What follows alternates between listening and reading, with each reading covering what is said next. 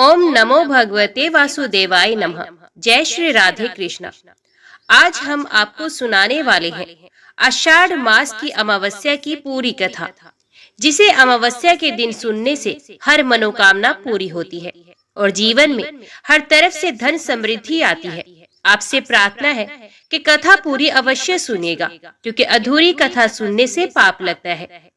हाथ में दक्षिणा अवश्य रखें, क्योंकि खाली हाथ कथा नहीं सुनी जाती। और कथा की शुरुआत से पहले हमारे इस चैनल को सब्सक्राइब करके एक बार कमेंट में दिल से हर हर महादेव जरूर लिखिएगा। अब शुरू करते हैं आषाढ़ अमावस्या की कथा। ओम गण गणपति नमः। हिंदू पंचांग के अनुसार आषाढ़ मास हिंदू वर्ष का चौथा महीना होता है। इस महीने की समाप्ति के बाद वर्षा ऋतु प्रारंभ होती है। आषाढ़ अमावस्या को दान, पुण्य व पितरों की आत्मा की शांति के लिए किए जाने वाले धार्मिक कार्य विशेष फलदायी होते हैं। ये अमावस्या किसानों के लिए भी विशेष महत्व रखती है, क्योंकि इस दिन हल और खेती में उपयोग होने वाले उपकरणों की भी पूजा की जाती है। इसलिए इसे हलहारिणी अमावस्या भी कहा जाता है। इस दिन किसी भी महत्वपूर्ण वस्तु की खरीदारी या बिक्री भूलकर भी नहीं करनी चाहिए। साथ ही किसी भी निर्धन या याचक को अपने घर से इस दिन खाली हाथ नहीं भेजना चाहिए। इस दिन किसी को भी कटु वचन नहीं बोलने चाहिए, ना ही इस दिन मांस मदिरा का सेवन करना चाहिए। तो चलिए कथा को शुरू करते हैं। एक समय की बात है, काशी के पास एक राजा का राज्य था, जिनकी 2 रानियां थीं। बड़ी रानी राजा को बहुत प्रिय थी। वे दिन रात राजा के साथ ही रहती थी, जबकि छोटी रानी को राजा कभी भी पति का सुख और प्रेम नहीं देते थे, क्योंकि छोटी रानी बहुत ही धार्मिक स्वभाव की थी। वो प्रतिदिन घंटों घंटों तक भगवान के ध्यान पूजा में लीन रहती थी। आए दिन छोटी रानी का कोई न कोई व्रत रहता था। छोटी रानी सभी अमावस्या के व्रत पूरी श्रद्धा से करती थी। वो अमावस्या के दिन बड़ के पेड़ की पूजा करने जाती थी और कोरे कलश में जल भरकर बड़ के पेड़ के पास रख देती थी। साथ ही वे 4 देसी घी से चुपड़ी रोटियां, दूध, दही, छाछ और गुड़ भी बड़ के पेड़ के पास रखकर आती थी। छोटी रानी हर अमावस्या पर बड़ के पेड़ की पानी से सिंचाई करती, उस पर रोली बांधती, चावल चढ़ाती, पेड़ की 5 परिक्रमा लगाती, घी का दिया जलाती, मेहंदी काजल लगाती और उस वृक्ष को वस्त्र पे भी चढ़ाती थी। तो एक दिन बड़ी रानी और उसकी मुंह बोली बुआ ने छोटी रानी के खिलाफ राजा के कान भरने शुरू कर दिए। उन्होंने राजा से कहा कि छोटी रानी घंटों घंटों महल से बिना बताए बाहर रहती है। वो किसी पेड़ की पूजा करती है, ना जाने वे किसी जादू टोने में दिन रात व्यस्त रहती है। ये सुनने के बाद राजा ने छोटी रानी पर बहुत क्रोध किया और राजा की छोटी रानी से संबंध और अधिक खराब हो गया।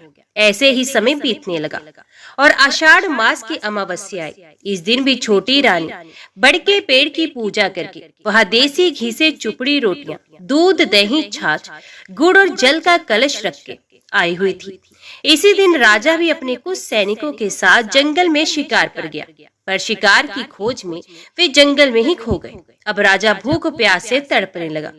तभी उन्हें एक बड़ का पेड़ दिखाई दिया, जिसके नीचे देसी घी से चुपड़ी हुई रोटियां, दूध, दही, छाछ, गुड़ और जल का कलश रखा था। राजा ने तुरंत भोजन किया, पानी पिया, पर ना भोजन खत्म हुआ, ना ही कलश का जल खत्म हुआ। तो राजा के सभी सैनिकों, ऊंटों और घोड़ों ने भी उस कलश से पानी किया, भोजन किया, फिर भी वो भोजन पानी खत्म नहीं हुआ।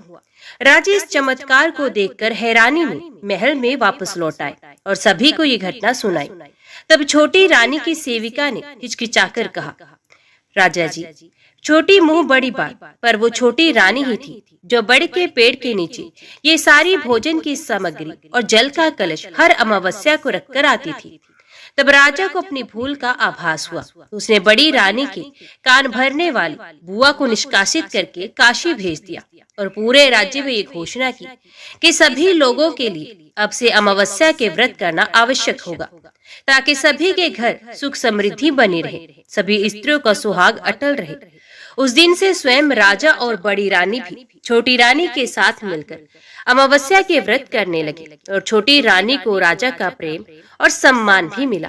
तब से जो भी आषाढ़ अमावस्या का ये व्रत करता है उसके जीवन में कभी न खत्म होने वाली सुख समृद्धि और पारिवारिक सुख आ जाता है। उसका सुहाग सदा सुरक्षित और अटल रहता है।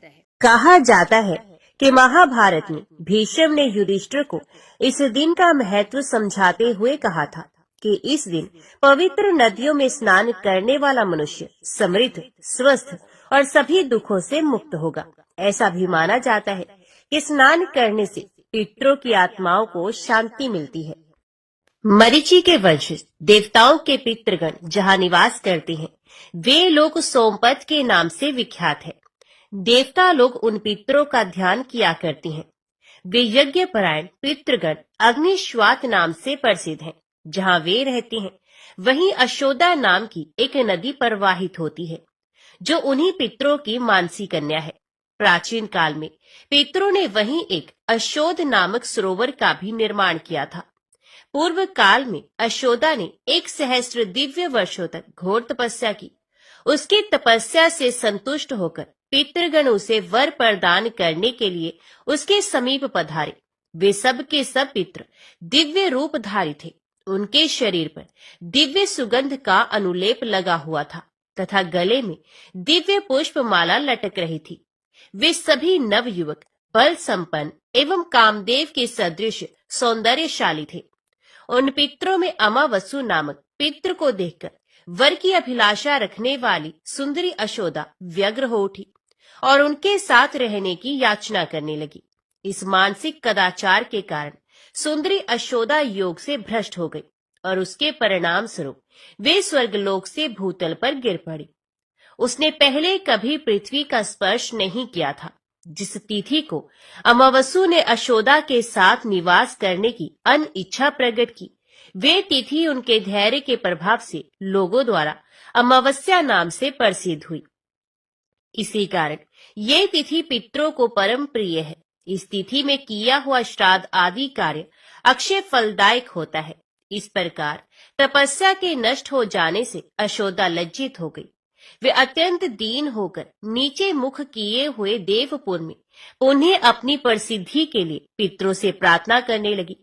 तब रोती हुई उस तपस्विनी को पितरों ने सांत्वना दी। वे महाभाग पितर भावी देव कार्य का विचार कर प्रसन्नता एवं मंगल से परिपूर्ण वाणी द्वारा उससे इस प्रकार बोले, हे देवी, बुद्धिमान लोग स्वर्गलोक में दिव्य शरीर द्वारा जो कुछ शुभाशुभ कर्म करते हैं वे उसी शरीर से उन कर्मों के फल का उपभोग भी करते हैं, क्योंकि देव योनि में कर्म तुरंत फलदायक हो जाते हैं। उसके विपरीत मानव योनि में मृत्यु के पश्चात जन्मांतर में कर्म फल भोगना पड़ता है। इसलिए पुत्री, तो मृत्यु के पश्चात जन्मांतर में अपनी तपस्या का पूर्ण फल प्राप्त करोगी। 28वें द्वापर में तुम मत्स्य योनि में उत्पन्न होगी। पितृ कुल का व्यतिक्रमण करने के कारण तुम्हें इस कष्टदायक योनि की प्राप्ति होगी। पुनः उस योनि से मुक्त होकर तुम राजा वसु की कन्या हो जाओगी। कन्या होने पर तुम अपने दुर्लभ लोकों को अवश्य प्राप्त करोगी। उस कन्यावस्था में तुम्हें बद्री बेर के वृक्षों से व्याप्त दीप में महर्षि पराशर से एक ऐसे पुत्र की प्राप्ति होगी जो बद्रायण नाम से प्रसिद्ध होगा और कभी अपने कर्म से च्युत न होने वाले नारायण का अवतार होगा। तुम्हारा वे पुत्र एक ही वेद को अनेक 4 भागों में विभक्त करेगा। तदंतर समुद्र के अंश से उत्पन्न हुए पूर्ववंशी राजा शांतनु के संयोग से तुम्हें विचित्र वीर एवं महाराज चिंद्रागत नामक 2 पुत्र प्राप्त होंगे। बुद्धिमान विचित्र वीर के 2 क्षेत्रज्ञ धृतराष्ट्र और पांडु पुत्रों को उत्पन्न कराकर तुम प्रोष्ठपदी भाद्रपद की पूर्णिमा और पौष कृष्ण अष्टमी आदि में अष्टकार रूप से पितृलोक में जन्म ग्रहण करोगी।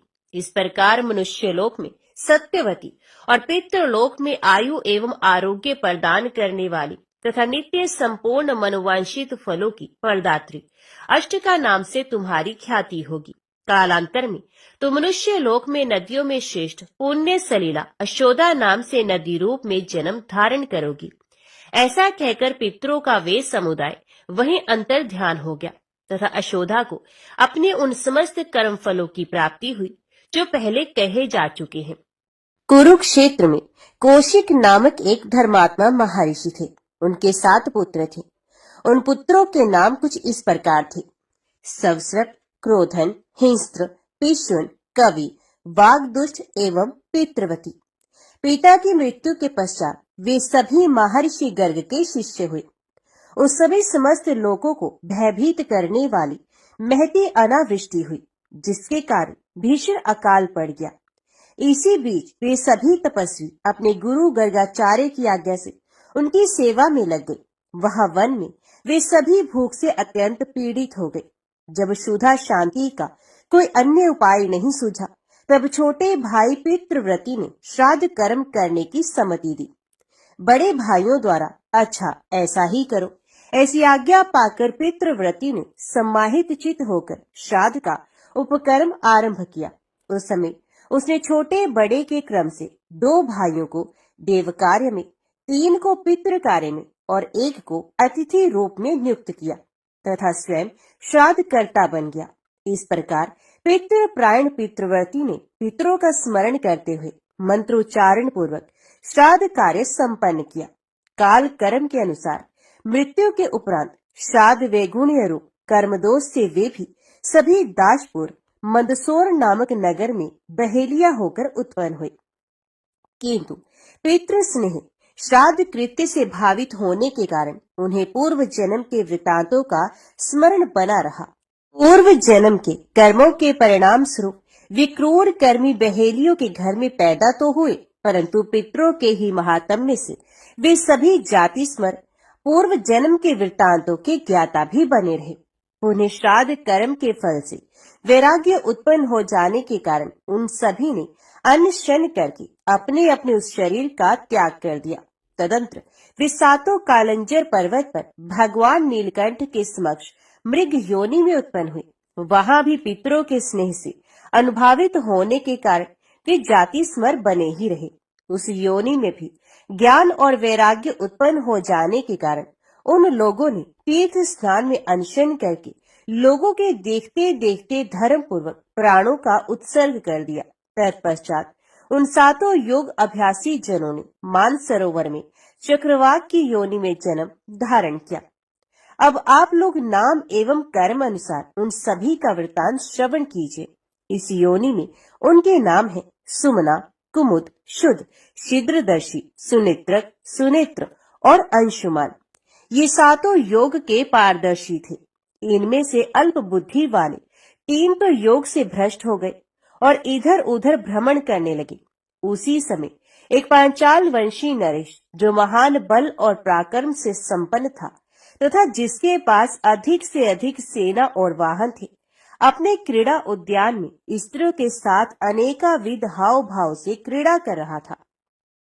उस शोभाशाली राजा को देखकर उन जल पक्षियों में से एक को, जो पितृ भक्त श्राद्ध करता पितृव्रती नामक ब्राह्मण था, उसके मन में राज्य प्राप्ति की आकांक्षा उत्पन्न हो गई। इसी प्रकार दूसरे दोनों ने राजा के 2 मंत्रियों को प्रचुर सेना और वाहनों से युक्त देखकर इस मृत्यु लोक में मंत्री पद प्राप्त करने की इच्छा व्यक्त की।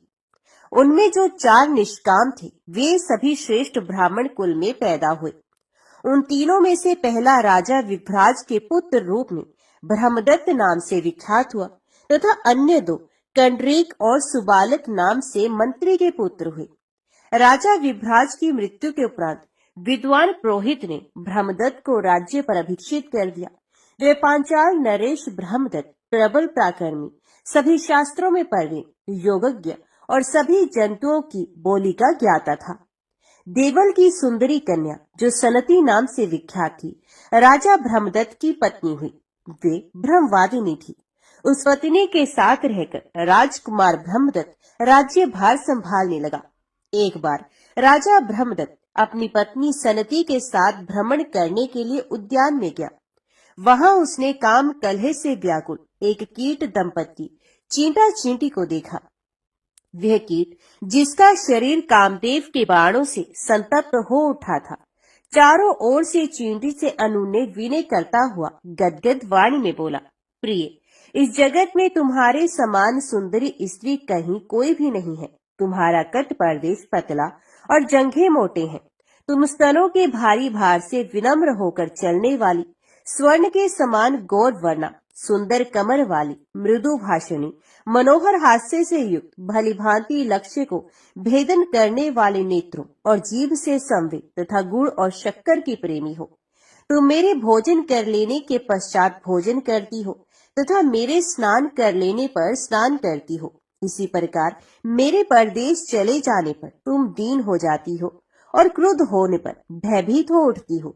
कल्याणी, बताओ तो सही, तुम किस कारण क्रोध से मुंह फुलाए बैठी हो? तब क्रोध से भरी हुई चींटी उस कीट से बोली, शठ, तुम क्या मुझसे व्यर्थ बकवाद कर रहे हो? अरे धूर्त, अभी कल ही तुमने मेरा परित्याग करके लड्डू का चूर्ण ले जाकर दूसरी चींटी को नहीं दिया है। तो चींटा बोला, वर वारिणी, तुम्हारे सदृश रूप रंग वाली होने के कारण मैंने भूल से दूसरी चींटी को लड्डू दे दिया था। भामिनी, तुम मेरे इस एक अपराध को क्षमा कर दो। सुव्रते, मैं पुनः कभी भी इस प्रकार का कार्य नहीं करूंगा। मैं सत्य की दुहाई देकर तुम्हारे चरण छूता हूँ, तुम मुझ विनीत पर प्रसन्न हो जाओ। इस प्रकार उस चींटे का कथन सुनकर वे चींटी प्रसन्न हो गई। इधर चक्रपाणी भगवान विष्णु की कृपा से समस्त प्राणियों की बोली का ज्ञाता होने के कारण ब्रह्मदत्त भी उस सारे वृत्तांत को जानकर विस्मय विमुग्ध हो गए। वे चारों चक्रवाक उसी ब्रह्मदत्त के नगर में एक वृद्ध ब्राह्मण के पुत्र रूप से उत्पन्न हुए थे। उस जन्म में भी वे ब्राह्मण पूर्वत जाति स्मर ही बने रहे। उस समय उनके धृतिमान, तत्वदर्शी, विद्याचंड और तपोत्सुक ये 4 नाम थे। वे कर्म अनुसार एक अत्यंत सुदृढ़, उस ब्राह्मण का नाम भी सुदृढ़ था, ब्राह्मण के पुत्र थे। बचपन में ही इन ब्राह्मणों की बुद्धि तपस्या की ओर प्रवृत्त हो गई। तब ये द्विज श्रेष्ठ पिता से प्रार्थना करते हुए बोले, पिताजी, हम लोग तपस्या करके परम सिद्धि प्राप्त करना चाहते हैं। उनके इस कथन को सुनकर महातपस्वी सुदृढ़ दीन वाणी में बोले, पुत्रो, ये कैसी बात कह रहे हो? मुझ दरिद्र बूढ़े पिता को छोड़कर तुम लोग वनवासी होना चाहते हो। भला मेरा परित्याग कर देने से तुम लोगों को कौन सा धर्म प्राप्त होगा तथा तुम्हारी क्या गति होगी? ये तो महान अधर्म है। ऐसा कहकर पिता ने उन्हें मना कर दिया। ये सुनकर उन पुत्रों ने कहा, तात, हम लोगों ने आपकी जीविका उपार्जन का प्रबंध कर लिया है। इसके अतिरिक्त आपको और क्या चाहिए, सो बताइए। यदि आप प्रातः काल राजा ब्रह्मदत्त के समक्ष जाकर आगे बताए जाने वाले श्लोक का पाठ कीजिएगा तो वे आपको प्रचुर धन संपत्ति एवं सहस्रों ग्राम प्रदान करेंगे। उस श्लोक का अर्थ यो है, जो कुरुक्षेत्र में श्रेष्ठ ब्राह्मण, दासपुर मंदसौर में व्यात, कालंचर पर्वत पर मृग और मान सरोवर में 7 चक्रवाक थे, वे सिद्ध होकर यहाँ निवास करते हैं। पिता से ऐसा कहकर वे सभी तपस्या करने के लिए वन में चले गए। इधर वृद्ध सुदृढ़ भी अपनी स्वार्थ सिद्धि के लिए राजभवन की ओर चल पड़े। अब ब्रह्मदत्त की उत्पत्ति कथा बताते हैं। पूर्व काल में पांचाल देश के एक अणहु नामक नरेश हो गए हैं, जो विभ्राट के पुत्र थे। वे पुत्र प्राप्ति की कामना से कठोर व्रत में तत्पर होकर सामर्थ्यशाली एवं सर्वव्यापक देव देवेश्वर श्री नारायण श्री हरि की आराधना करने लगे। तत्पश्चात अधिक काल व्यतीत होने पर भगवान जनार्दन उनकी आराधना से प्रसन्न हुए और उनके समक्ष प्रकट होकर बोले, राजन, तुम्हारा कल्याण हो। अब तुम अपना मनोवांछित वरदान मांग लो। भगवान विष्णु के ऐसा कहने पर राजा ने उत्तम वर की याचना करते हुए कहा, देवेश, मुझे ऐसा पुत्र प्रदान कीजिए जो महान बल पराक्रम से संपन्न, संपूर्ण शास्त्रों का पारगामी विद्वान, धार्मिक, श्रेष्ठ योगी, संपूर्ण प्राणियों की बोली का ज्ञाता और योग अभ्यासी हो। भगवान, मुझे ऐसा ही औरस पुत्र प्रदान कीजिए। ये सुनकर विश्वात्मा परमेश्वर राजा से ऐसा ही हो यो कहकर समस्त देवताओं के देखते देखते वहां से अंतर ध्यान हो गए। तदंतर समय अनुसार वही प्रतापी ब्रह्मदत्त उस राजा अणहु का पुत्र हुआ, जो आगे चलकर संपूर्ण जीवों पर दयालु, समस्त प्राणियों में अमित, बल संपन्न, संपूर्ण प्राणियों की भाषा का ज्ञाता और समस्त प्राणियों के राजाधिराज सम्राट हुआ। तत्पश्चात जहाँ वे कीट दंपत्ति बातें करते हुए स्थित थे, वहां पहुंचने पर चींटे की काम चेष्टा को देखकर योग आत्मा ब्रह्मदत्त को हंसी आ गई। राजा को हंसते देखकर महारानी सनती आश्चर्यचकित हो उठी और मन में किसी भावी अनर्थ की आशंका करके नरेश्वर ब्रह्मदत्त से प्रश्न कर बैठी। सनती ने पूछा, राजन, अकस्मात आपका ये अट्टहास किस लिए हुआ है? इस समय मैं आपको ये हंसी आई है, इस हास्य का कारण मैं नहीं समझ पा रही। तब राजकुमार ब्रह्मदत्त ने महारानी सनती से चींटे चींटे के उस सारे वार्तालाप को सुनाते हुए कहा, वरानने, इनके प्रेमालाप पूर्ण वचनों को सुनने से मुझे ऐसी हंसी आ गई। मेरी हंसी के विषय में कोई अन्य कारण नहीं है, परंतु रानी सनती ने राजा के उस कथन पर विश्वास नहीं किया और कहा, राजन, आपका ये कथन सरासर असत्य है। अभी अभी आपने मेरे ही किसी विषय को लेकर हास्य किया है, अतः मैं अब जीवन धारण नहीं करूंगी। भला देवताओं के अतिरिक्त मृत्यु लोक निवासी प्राणी चींटे चींटे की वार्तालाप को कैसे जान सकता है? इसलिए यहाँ आपने मेरी ही हंसी उड़ाई है, इसके अतिरिक्त और क्या हो सकता है? रानी की बात सुनकर निष्पाप राजा ब्रह्मदत्त कुछ उत्तर ना दे सके। फिर इस रहस्य को जानने की इच्छा से वे श्रीहरि के समक्ष नियम पूर्वक आराधना करते हुए 7 रात तक बैठे रहे। अंत में भगवान ऋषिकेश ने स्वप्न में राजा से कहा, राजन, प्रातः काल तुम्हारे नगर में घूमता हुआ एक वृद्ध ब्राह्मण जो कुछ कहेगा, उसके उन वचनों से तुम्हें सारा रहस्य ज्ञात हो जाएगा। यो कहकर भगवान विष्णु अंतर ध्यान हो गए। तदंतर प्रातः काल जब राजा ब्रह्मदत्त अपनी पत्नी और दोनों मंत्रियों के साथ नगर से निकल रहे थे, उसी समय उन्होंने अपने समक्ष आते हुए उस वृद्ध ब्राह्मण को देखा, जो इस प्रकार कह रहा था, जो पहले कुरुक्षेत्र में श्रेष्ठ ब्राह्मण के रूप में, दासपुर में व्याध के रूप में, कालंचर पर्वत पर मृग योनि में और मान सरोवर में 7 चक्रवाक के रूप में उत्पन्न हुए थे, वे ही व्यक्ति अब सिद्ध होकर यहाँ निवास कर रहे हैं। ब्राह्मण की ऐसी बात सुनकर राजा शोकाकुल हो अपने दोनों मंत्रियों के साथ भूतल पर गिर पड़े। उस समय उन्हें जाति स्मर्तव पूर्व जन्म के वृत्तांतों के ज्ञातत्व की प्राप्ति हो गई। उन दोनों श्रेष्ठ मंत्रियों में एक भव्य सुबालक कामशास्त्र का परिणेता और संपूर्ण शास्त्रों का ज्ञाता था, जिस संसार में पांचाल नाम से विख्यात था। दूसरा कंड्रीक भी धर्मात्मा और वेद शास्त्र का प्रवर्तक था। वे दोनों भी उस समय राजा के अग्रभाग में शोकाविष्ट हो धराशायी हो गए और उन्हें भी जाति समर्तव की प्राप्ति हुई। उस समय वे विलाप करते हुए कहने लगे, हाय, हम लोग लोलुप हो कर्म बंधन में फंसकर योग से पूर्णतः भ्रष्ट हो गए। इस तरह अनेकाविध विलाप करके वे तीनों योग के पारदर्शी विद्वान विस्मयाविष्ट हो बारंबार श्राद्ध के महात्म्य का अभिनंदन करने लगे। तत्पश्चात राजा ने उस ब्राह्मण को अनेक गांवों सहित प्रचुर धन संपत्ति प्रदान की। इस प्रकार धन की प्राप्ति से हर्षित हुए उस वृद्ध ब्राह्मण को विदा कर राजा ब्रह्मदत्त ने राज लक्षणों से युक्त अपने विश्वक्सेन नामक और उस पुत्र को राज्य पर अभिषिक्त कर दिया और स्वयं जंगल की राह ली। तदंतर ब्रह्मदत्त आदि वे सभी श्रेष्ठ योगी मत्स्य रहित एवं पितृभक्त होकर उस मान सरोवर में परस्पर आ मिले। सनती का अमर्ष गल गया और वे राजा से कहने लगी, राजा, आप जो ये अभिलाषा कर रहे हैं, वे सब राज्य त्याग का ही परिणाम है और निश्चय ही मेरे द्वारा घटित हुआ है। राजा ने तथेति ऐसा ही है कहकर उसकी बात को स्वीकार किया और पुनः उसका अभिनंदन करते हुए कहा, ये तुम्हारी ही कृपा है जो मुझे ये सारा फल प्राप्त हो रहा है। तदंतर वे सभी वनवासी योग का आश्रय लेकर अपने तपोबल के प्रभाव से ब्रह्मरंध्र द्वारा प्राण त्याग करके परम पद को प्राप्त हो गए। इस प्रकार प्रसन्न हुए पितामह पितृलोक मनुष्यों को आयु, धन, विद्या, स्वर्ग, मोक्ष, सुख, पुत्र और राज्य प्रदान करते हैं। जो मनुष्य ब्रह्मदत्त के इस पितृ महात्म्य को ब्राह्मणों को सुनाता है या स्वयं श्रवण करता है अथवा पढ़ता है, वह 100 करोड़ कल्पों तक ब्रह्मलोक में प्रशंसित होता है। एक समय महामुनि मार्कंडेय जी राजा रोहिताश के यहाँ पधारे और यथा योग्य सत्कार ग्रहण करने के बाद उन्हें कथा सुनाने लगी। कथा के अंत में राजा रोहिताश्व ने कहा, भगवान, मैं श्राद्ध कल्प का यथार्थ रूप से श्रवण करना चाहता हूँ। मार्कंडे जी बोले, राजन, यही बात आनर्त नरेश ने भद्रयज्ञ से पूछी थी, वही प्रसंग सुनाता हूँ। आनर्त ने पूछा, ब्राह्मण, श्राद्ध के लिए कौन सा समय विहित है? श्राद्ध उपयोगी द्रव्य कौन से हैं? श्राद्ध के लिए कौन कौन सी वस्तुएं पवित्र मानी गई हैं? कैसे ब्राह्मण श्राद्ध कर्म में सम्मिलित करने योग्य हैं और कैसे ब्राह्मण त्याज्य माने गए हैं?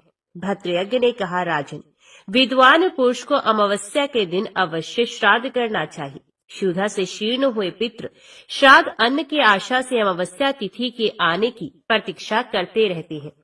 जो अमावस्या तिथि को जल या शाक से भी श्राद्ध करता है, उसके पितृ तृप्त होते हैं और उसके समस्त पातकों का नाश हो जाता है। आनर्त ने पूछा, ब्राह्मण, विशेषत अमावस्या को श्राद्ध करने का विधान क्यों है? मरे हुए जीव तो अपने कर्म अनुसार शुभाशुभ गति को प्राप्त होते हैं, फिर श्राद्ध काल में वे अपने पुत्र के घर कैसे पहुंच पाते हैं? भद्रयज्ञ ने कहा, महाराज, जो लोग यहाँ मरते हैं उनमें से कितने ही इस लोक में जन्म ग्रहण करते हैं और कितने ही पुण्य आत्मा स्वर्गलोक में स्थित होते हैं और कितने ही पाप आत्मा जीव यमलोक के निवासी हो जाते हैं। कुछ जीव भोग अनुकूल शरीर धारण करके अपने किए हुए शुभ या अशुभ कर्म का उपभोग करते हैं। राजन, यमलोक या स्वर्गलोक में रहने वाले पितरों को भी तब तक भूख प्यास अधिक होती है जब तक कि वे माता या पिता से 3 पीढ़ी के अंतर्गत रहते हैं। जब तक वे श्राद्ध कर्ता पुरुष के मातामह, परमातामह या वृद्ध परमातामह एवं पिता, पितामह या परपितामह पद पर रहते हैं, तब तक श्राद्ध भाग ग्रहण करने के लिए उनमें भूख प्यास की अधिकता होती है। पितृलोक या देवलोक के पितृ तो श्राद्ध काल में सूक्ष्म शरीर से आकर श्राद्धीय ब्राह्मणों के शरीर में स्थित होकर श्राद्ध भाग ग्रहण करते हैं, परंतु जो पितृ कहीं शुभाशुभ भोग में स्थित हैं या जन्म ले चुके हैं, उनका भाग दिव्य पितृ आकर ग्रहण करते हैं और जीव जहाँ जिस शरीर में होता है वहाँ तद अनुकूल भोग की प्राप्ति कराकर उसे तृप्ति पहुँचाते हैं। ये दिव्य पितृ नित्य एवं सर्वज्ञ होते हैं।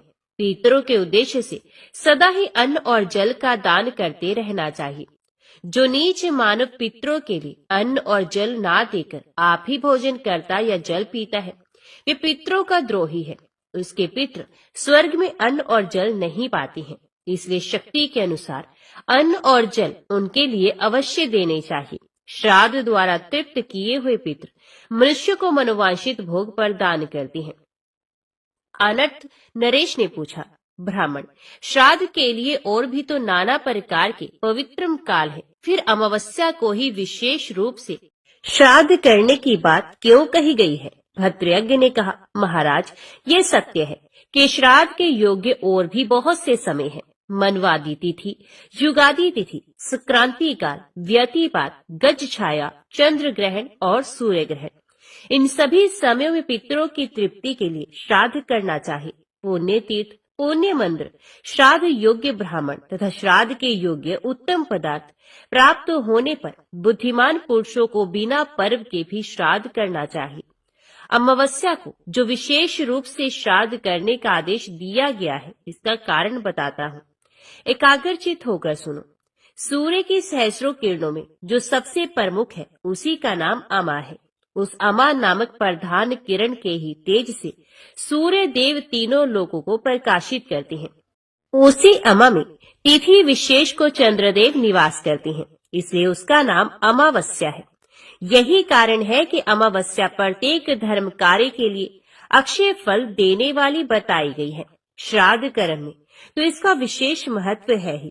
अग्निश्वात, बहिष्यत, आजप्य, सोमप, रश्मिप, उपहोत, अयुंतुक, श्राद्धभुक तथा अन्नादिमुख, ये 9 दिव्य पितृ बताए गए हैं। आदित्य, वसु, रुद्र तथा दोनों अश्विनी कुमार भी केवल नांदीमुख पितरों को छोड़कर शेष सभी को तृप्त करते हैं। ये पितृगण ब्रह्मा जी के समान बताए गए हैं। अथपदम योनि ब्रह्मा जी उन्हें तृप्त करने के पश्चात सृष्टि कार्य आरंभ करते हैं। इनके सिवा दूसरे भी ऐसे मृत्यु पितृ होते हैं जो स्वर्गलोक में निवास करते हैं। वे 2 प्रकार के देखे जाते हैं, एक तो सुखी और दूसरे दुखी।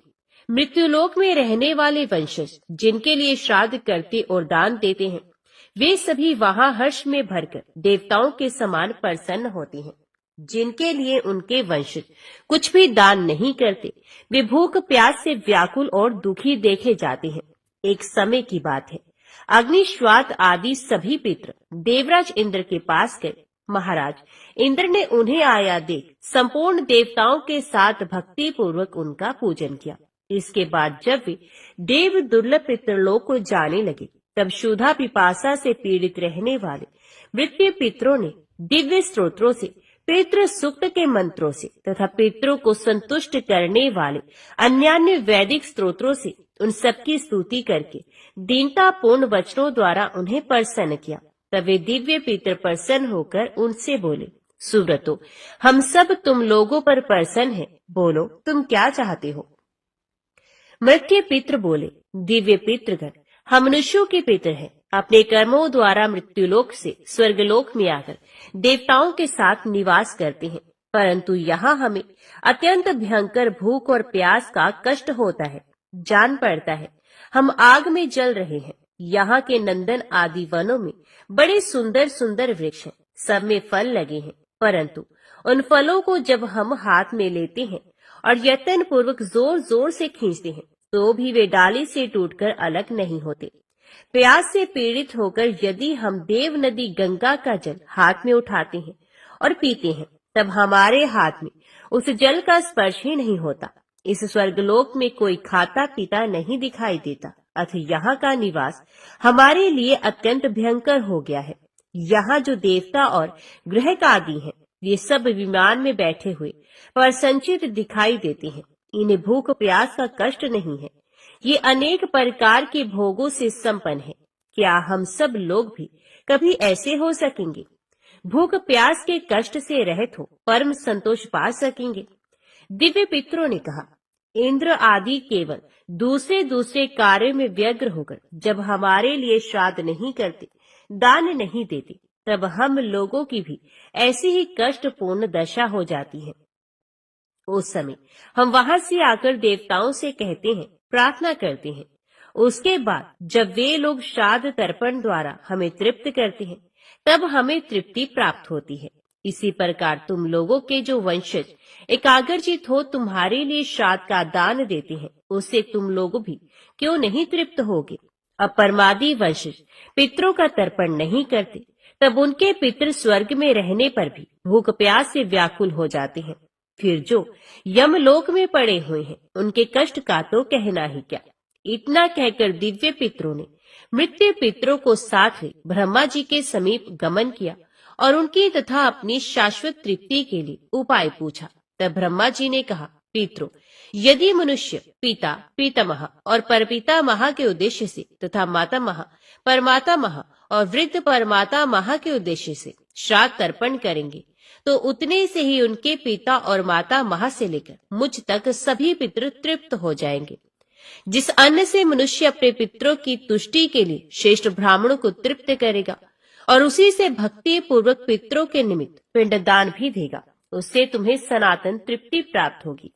अमावस्या के दिन वंशजों द्वारा श्राद्ध और पिंड पाकर पितरों को 1 मास तक तृप्ति बनी रहेगी। सूर्यदेव के कन्या राशि पर स्थित रहते समय अश्विन कृष्ण पक्ष पितृपक्ष या महालय में जो मनुष्य मृत्यु तिथि पर पितरों के लिए श्राद्ध करेंगे, उनके श्राद्ध से पितरों को 1 वर्ष तक तृप्ति बनी रहेगी। उस समय शाक के द्वारा भी जो तुम्हारा श्राद्ध नहीं करेगा, वे धनहीन चांडाल होगा। जो मनुष्य उसके साथ बैठना, सोना, खाना, पीना, छूना, छुलाना अथवा वार्तालाप आदि व्यवहार करेंगे, वे भी महापापी माने जाएंगे। उनके संतान की वृद्धि नहीं होगी, किसी प्रकार भी उन्हें सुख और धन धान्य की प्राप्ति नहीं होगी। यदि मनुष्य गया शीर्ष में जाकर एक बार भी श्राद्ध कर देंगे, तो उसके प्रभाव से तुम सभी पितृ सदा के लिए तृप्त हो जाओगे। भद्रयज्ञ कहते हैं, राजन, ऐसा जानकर विज्ञ पुरुष को चाहिए कि पितरों को तृप्त करने की इच्छा रखकर वे उक्त समयों में श्राद्ध अवश्य करे। इहलोक और परलोक में उसकी उन्नति चाहने वाले पुरुष को विशेषित गया शीर्ष में जाकर श्राद्ध करना चाहिए। जो मनुष्य अमावस्या के दिन श्राद्ध नहीं करता, उसके पितृ भूख प्यास से पीड़ित हो बहुत दुखी होते हैं। मन ही मन तृप्ति की अभिलाषा रखकर विपरीत पक्ष की प्रतीक्षा करते रहते हैं। ठीक उसी तरह जैसे किसान लोग रात दिन वर्षा की राह देखते हैं। पितृ पक्ष बीत जाने पर भी जब उन्हें श्राद्ध का अन्न नहीं मिलता, तब वे जब तक कन्या राशि पर सूर्य रहते हैं तब तक अपनी संतानों द्वारा किए हुए श्राद्ध की प्रतीक्षा करते रहते हैं। उसके भी बीत जाने पर कुछ पितृ तुला राशि के सूर्य तक पूरे कार्तिक मास में अपने वंशजों द्वारा किए जाने वाले श्राद्ध की राह देखते हैं। जब सूर्य देव वृश्चिक राशि पर चले जाते हैं तब वे पितृ दीन एवं निराश होकर अपने स्थान पर लौट जाते हैं। राजन, इस प्रकार पूरे 2 मास तक भूख प्यास से व्याकुल पितृ वायु रूप में आकर घर के दरवाजों पर खड़े रहते हैं।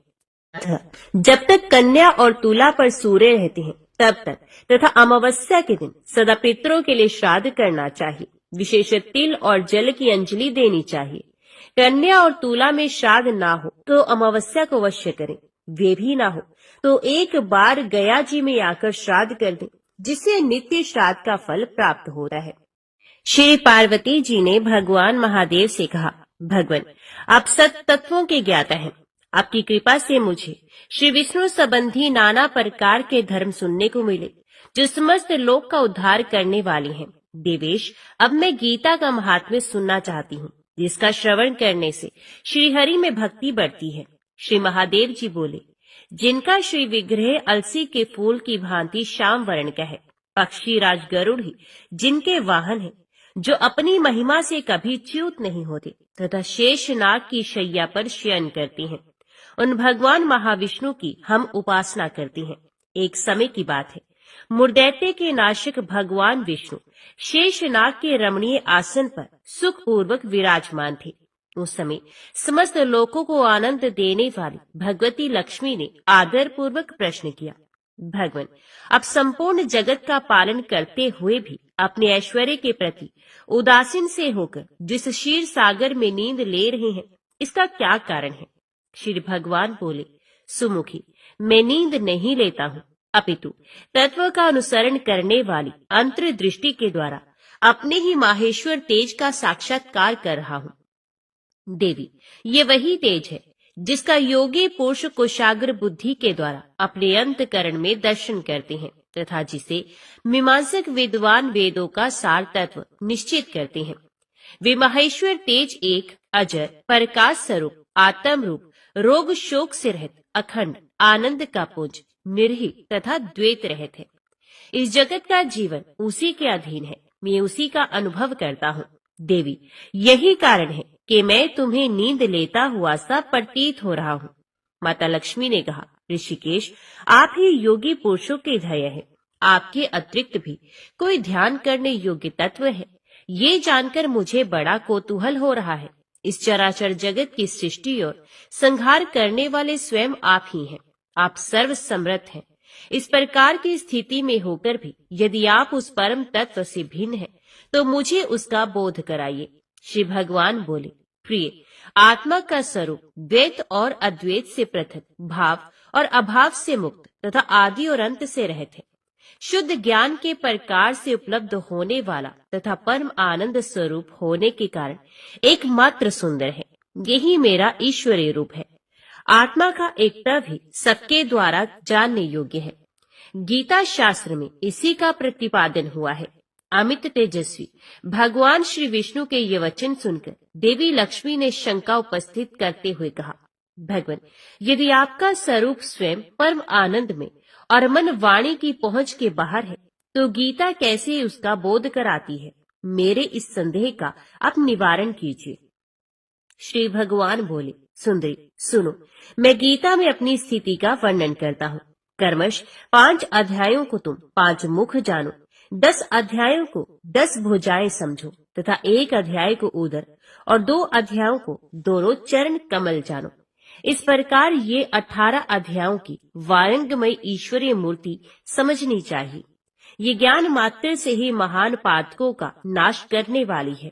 जो उत्तम बुद्धि वाला पुरुष गीता के 1 या आधे अध्याय का अथवा 1 या आधे या चौथाई श्लोक का भी प्रतिदिन अभ्यास करता है, वे सुशर्मा के समान मुक्त हो जाता है।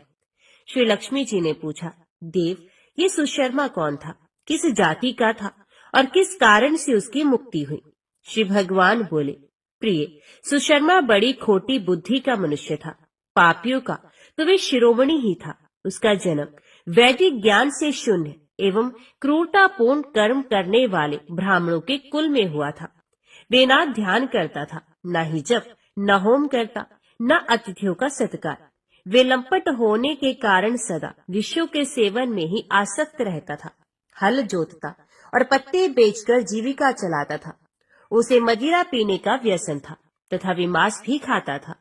इस प्रकार उसने अपने जीवन का दीर्घ काल व्यतीत कर दिया। एक दिन मूढ़ बुद्धि सुशर्मा पत्ते लाने के लिए किसी ऋषि की वाटिका में घूम रहा था। इसी बीच में काल रूपधारी काले सांप ने उसे डस लिया। सुशर्मा की मृत्यु हो गई। तदंतर वे अनेक नरकों में जा वहां की यातनाएं भोगकर मृत्यु लोक में लौट आया और यहाँ बोझ ढोने वाला बैल हुआ। उस समय किसी पंगु ने अपने जीवन को आराम से व्यतीत करने के लिए उसे खरीद लिया। बैल ने अपनी पीठ पर पंगु का भार ढोते हुए बड़े कष्ट से 7-8 वर्ष बिताए। एक दिन पंगु ने किसी ऊंचे स्थान पर बहुत देर तक बड़ी तेजी के साथ उस बैल को घुमाया। इससे वे थक कर बड़े वेग से पृथ्वी पर गिरा और मूर्छित हो गया। उस समय वहां कौतूहलवश आकृष्ट हो बहुत से लोग एकत्रित हो गए। उस जन समुदाय में से किसी पुण्यात्मा व्यक्ति ने उस बैल का कल्याण करने के लिए उसे अपना पुण्य दान किया। तत्पश्चात कुछ दूसरे लोगों ने भी अपने अपने पुण्य को याद करके उन्हें उसके लिए दान कर दिया। उस भीड़ में एक वैश्या भी खड़ी थी। उसे अपने पुण्य का पता नहीं था, तो भी उसने लोगों की देखा देखी उस बैल के लिए कुछ त्याग कर दिया। तदंतर यमराज के दूत उस मरे हुए प्राणी को पहले यमपुरी में ले गए। वहां ये विचार कर कि ये वैश्या के दिए हुए पुण्य से पुण्यवान हो गया है, उसे छोड़ दिया गया। फिर वे भूलोक में आकर उत्तम कुल और शील वाले ब्राह्मणों के घर में उत्पन्न हुआ। उस समय भी उसे अपने पूर्व जन्म की बातों का स्मरण बना रहा। बहुत दिनों के बाद अपने अज्ञान को दूर करने वाले कल्याण तत्व का जिज्ञासु होकर वे उस वैश्य के पास गया और उसके दान की बात बताते हुए उसने पूछा, तुमने कौन सा पुण्य दान किया था? वैश्य ने उत्तर दिया, वे पिंजरे में बैठा हुआ तोता प्रतिदिन कुछ पढ़ता रहता है, उससे मेरा अंतकरण पवित्र हो गया। उसी का पुण्य मैंने तुम्हारे लिए दान किया था। इसके बाद उन दोनों ने तोते से पूछा। तब उस तोते ने अपने पूर्व जन्म का स्मरण करके प्राचीन इतिहास कहना आरंभ किया। शुक बोला, पूर्व जन्म में मैं विद्वान होकर भी विद्वता के अभिमान से मोहित रहता था। मेरा राग द्वेष इतना बढ़ गया था कि मैं गुणवान विद्वानों के प्रति भी ईर्ष्या भाव रखने लगा। फिर समय अनुसार मेरी मृत्यु हो गई और मैं उन को घृणित लोकों में भटकता रहा। उसके बाद इस लोक में आया। सदगुरु की अत्यंत निंदा करने के कारण तोते के कुल में मेरा जन्म हुआ। पापी होने के कारण छोटी अवस्था में ही मेरे माता पिता से वियोग हो गया। एक दिन मैं ग्रीष्म ऋतु में तपे हुए मार्ग पर पड़ा था। वहां से कुछ श्रेष्ठ मुनि मुझे उठा लाए और महात्माओं के आश्रम के भीतर एक पिंजरे में उन्होंने मुझे डाल दिया। वहीं मुझे पढ़ाया गया। ऋषियों के बालक बड़े आदर के साथ गीता के प्रथम अध्याय की आवृत्ति करते थे। उन्हीं से सुनकर मैं भी बारंबार पाठ करने लगा। इसी बीच में एक चोरी करने वाले बहेलिये ने मुझे वहां से चुरा लिया। तत्पश्चात इस देवी ने मुझे खरीद लिया। यही मेरा वृत्तांत है, जिसे मैंने आप लोगों से बता दिया। पूर्व काल में मैंने इस प्रथम अध्याय का अभ्यास किया था, जिससे मैंने अपने पाप को दूर किया है। फिर उसी से इस वैश्य का भी अंतकरण शुद्ध हुआ है और उसी के पुण्य से ये द्विजश्रेष्ठ सुशर्मा भी पाप मुक्त हुए हैं। इस प्रकार परस्पर वार्तालाप और गीता के प्रथम अध्याय के महात्म्य की प्रशंसा करके वे तीनों निरंतर अपने अपने घर पर गीता का अभ्यास करने लगे। फिर ज्ञान प्राप्त करके वे मुक्त हो गए। इसलिए जो गीता के प्रथम अध्याय को पढ़ता, सुनता तथा अभ्यास करता है, उसे इस भवसागर को पार करने में कोई कठिनाई नहीं होती। लक्ष्मी, प्रथम अध्याय के महात्म्य का उत्तम उपाख्यान मैंने तुम्हें सुना दिया। अब अन्य अध्याय के महात्म्य श्रवण करो। दक्षिण दिशा में वेद वेता ब्राह्मणों के पुरंदरपुर नामक नगर में श्रीमान देव शर्मा नामक एक विद्वान ब्राह्मण रहते थे। वे अतिथियों के पूजक, स्वाध्यायशील, वेद शास्त्रों के विशेषज्ञ, यज्ञों का अनुष्ठान करने वाले और तपस्वियों के सदा ही प्रिय थे। उन्होंने उत्तम द्रव्यों के द्वारा अग्नि में हवन करके दीर्घ काल तक देवताओं को तृप्त किया, किंतु उन धर्मात्मा ब्राह्मण को कभी सदा रहने वाली शांति नहीं मिली। वे परम कल्याण में तत्व का ज्ञान प्राप्त करने की इच्छा से प्रतिदिन प्रचुर सामग्रियों के द्वारा सत्य संकल्प वाले तपस्वियों की सेवा करने लगे। इस प्रकार शुभ आचरण करते हुए उन्हें बहुत समय बीत गया। तदनंतर एक दिन पृथ्वी पर उनके समक्ष एक त्यागी महात्मा प्रकट हुए। वे पूर्ण अनुभवी, आकांक्षा रहित, नासिका के अग्रभाग पर दृष्टि रखने वाले तथा शांत चित्त थे। निरंतर परमात्मा के चिंतन में संलग्न हो वे सदा आनंद विभोर रहते थे। देव शर्मा ने उन नित्य संतुष्ट तपस्वी को शुद्ध भाव से प्रणाम किया और पूछा, महात्मन, मुझे शांतिमय स्थिति कैसे प्राप्त होगी? तब उन आत्मज्ञानी संत ने देव शर्मा को सोपुर ग्राम के निवासी मित्रवान का, जो बकरियों का चरवाहा था, परिचय दिया और कहा, वही तुम्हें उपदेश देगा। ये सुनकर देव शर्मा ने महात्मा के चरणों की वंदना की और समृद्धिशाली सोपुर ग्राम में पहुंचकर उसके उत्तर भाग में एक विशाल वन देखा। उसी वन में नदी के किनारे एक शिला पर मित्रवान बैठा था। उसके नेत्र आनंद तिरेक से निश्चल हो रहे थे। वे अपलक दृष्टि से देख रहा था। वे स्थान आपस का स्वाभाविक वैर छोड़कर एकत्रित हुए परस्पर विरोधी जंतुओं से घिरा था। वहां उद्यान में मंद मंद वायु चल रही थी। मृगों के झुंड शांत भाव से बैठे थे और मित्रवान दया से भरी हुई आनंदमयी मनोहारिणी दृष्टि से पृथ्वी पर मानो अमृत छिड़क रहा था। इस रूप में उसे देखकर देव शर्मा का मन प्रसन्न हो गया। वे उत्सुक होकर बड़ी विनय के साथ मित्रवान के पास गए। मित्रवान ने भी अपने मस्तक को किंचित निवाकर देव शर्मा का सत्कार किया। तदनंतर विद्वान देव शर्मा अनन्य चित्त से मित्रवान के समीप गए और जब उनके ध्यान का समय समाप्त हो गया, उस समय उन्होंने अपने मन की बात पूछी। महाभाग, मैं आत्मा का ज्ञान प्राप्त करना चाहता हूँ। मेरे इस मनोरथ की पूर्ति के लिए मुझे किसी ऐसे उपाय का उपदेश कीजिए जिसके द्वारा सिद्धि प्राप्त हो चुकी हो। देव शर्मा की बात सुनकर मित्रवान ने एक क्षण तक कुछ विचार किया। उसके बाद इस प्रकार कहा, विद्वान, एक समय की बात है, मैं वन के भीतर बकरियों की रक्षा कर रहा था। इतने में ही एक भयंकर व्याघ्र पर मेरी दृष्टि पड़ी, जो मानो सबको ग्रस लेना चाहता था। मैं मृत्यु से डरता था, इसलिए व्याघ्र को आते देख बकरियों के झुंड को आगे करके वहां से भाग चला। किंतु एक बकरी तुरंत ही सारा भय छोड़कर नदी के किनारे उस व्याघ्र के पास बेरोक टोक चली गई। फिर तो व्याघ्र भी द्वेष छोड़कर चुपचाप खड़ा हो गया। उसे इस अवस्था में देखकर बकरी बोली, व्याघ्र, तुम्हें तो अभिष्ट भोजन प्राप्त हुआ है। मेरे शरीर से मांस निकालकर प्रेम पूर्वक खाओ ना। तुम इतनी देर से खड़े क्यों हो? तुम्हारे मन में मुझे खाने का विचार क्यों नहीं हो रहा है? तो व्याघ्र बोला, बकरी, इस स्थान पर आते ही मेरे मन से द्वेष का भाव निकल गया। भूख प्यास भी मिट गई, इसलिए पास आने पर भी अब मैं तुझे खाना नहीं चाहता।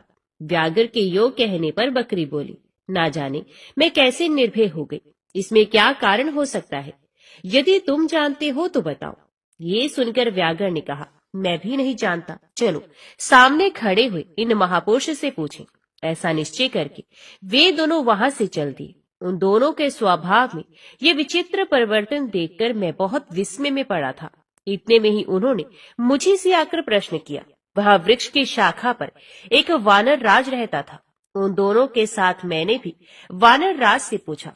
विप्रवर, मेरे पूछने पर वानर राज ने आदर पूर्वक कहा, अजापाल, सुनो, इस विषय में मैं तुम्हें प्राचीन वृत्तांत सुनाता हूँ। ये सामने वन के भीतर जो बहुत बड़ा मंदिर है, उसकी ओर देखो। इसमें ब्रह्मा जी का स्थापित किया हुआ शिवलिंग है। पूर्व काल में यहाँ सुकर्मा नामक एक बुद्धिमान महात्मा रहते थे, जो तपस्या में संलग्न होकर इस मंदिर में उपासना करते थे। वे वन में से फूलों का संग्रह करके लाते और नदी के जल से पूजनीय भगवान शंकर को स्नान कराकर उन्हीं से उनकी पूजा किया करते थे। इस प्रकार आराधना का कार्य करते हुए सुकर्मा यहाँ निवास करते थे। बहुत समय के बाद उनके समीप किसी अतिथि का आगमन हुआ। सुकर्मा ने भोजन के लिए फल लाकर अतिथि को अर्पण किया और कहा, विद्वन, मैं केवल तत्वज्ञान की इच्छा से भगवान शंकर की आराधना करता हूँ। आज इस आराधना का फल परिपक्व होकर मुझे मिल गया, क्योंकि इस समय आप जैसे महापुरुष ने मुझ पर अनुग्रह किया है। सुकर्मा के ये मधुर वचन सुनकर तपस्या के धनी महात्मा अतिथि को बड़ी प्रसन्नता हुई। उन्होंने एक शिलाखंड पर गीता का दूसरा अध्याय लिख दिया और ब्राह्मण को उसके पाठ एवं अभ्यास के लिए आज्ञा देते हुए कहा, ब्राह्मण, इससे तुम्हारा आत्मज्ञान संबंधी मनोरथ अपने आप सफल हो जाएगा। यो कहकर वे बुद्धिमान तपस्वी सुकर्मा के सामने ही उनके देखते देखते अंतर ध्यान हो गए। सुकर्मा विस्मित होकर उनके आदेश के अनुसार निरंतर गीता के द्वितीय अध्याय का अभ्यास करने लगे। तदंतर दीर्घकाल के पश्चात अंतकरण शुद्ध होकर उन्हें आत्मज्ञान की प्राप्ति हुई। फिर वे जहाँ जहाँ भी गए वहाँ वहाँ का तपोवन शांत हो गया। उनमें शीत उष्ण और राग द्वेष आदि की बाधाएं दूर हो गई। इतना ही नहीं, उन स्थानों में भूख प्यास का कष्ट भी जाता रहा तथा भय का सर्वथा अभाव हो गया। ये सब द्वितीय अध्याय का जप करने वाले सुकर्मा ब्राह्मण की तपस्या का ही प्रभाव समझो। मित्रवान कहता है, वानर राज के यों कहने पर मैं प्रसन्नता पूर्वक बकरी और व्याघ्र के साथ उस मंदिर की ओर गया, जहाँ जाकर शिलाखंड पर लिखे हुए गीता के द्वितीय अध्याय को मैंने देखा और पढ़ा। उसी की आवृत्ति करने से मैंने तपस्या का पार पा लिया है। अतः भद्रपुरुष, तुम भी सदा द्वितीय अध्याय की ही आवृत्ति किया करो। ऐसा करने पर मुक्ति तुमसे दूर नहीं रहेगी। श्री भगवान कहते हैं, प्रिय मित्रवान के इस प्रकार आदेश देने पर देव शर्मा ने उसका पूजन किया और उसे प्रणाम करके पुरंदरपुर की राह ली। वहाँ किसी देवालय में पूर्वोक्त आत्मज्ञानी महात्मा को पाकर उन्होंने ये सारा वृतांत निवेदन किया और सबसे पहले उन्हीं से द्वितीय अध्याय को पढ़ा। उनसे उपदेश पाकर शुद्ध अंतकरण वाले देव शर्मा प्रतिदिन बड़ी श्रद्धा के साथ द्वितीय अध्याय का पाठ करने लगे। तब से उन्होंने प्रशंसा के योग्य परम पद को प्राप्त कर लिया। ओम नमो भगवते वासुदेवाय नमः।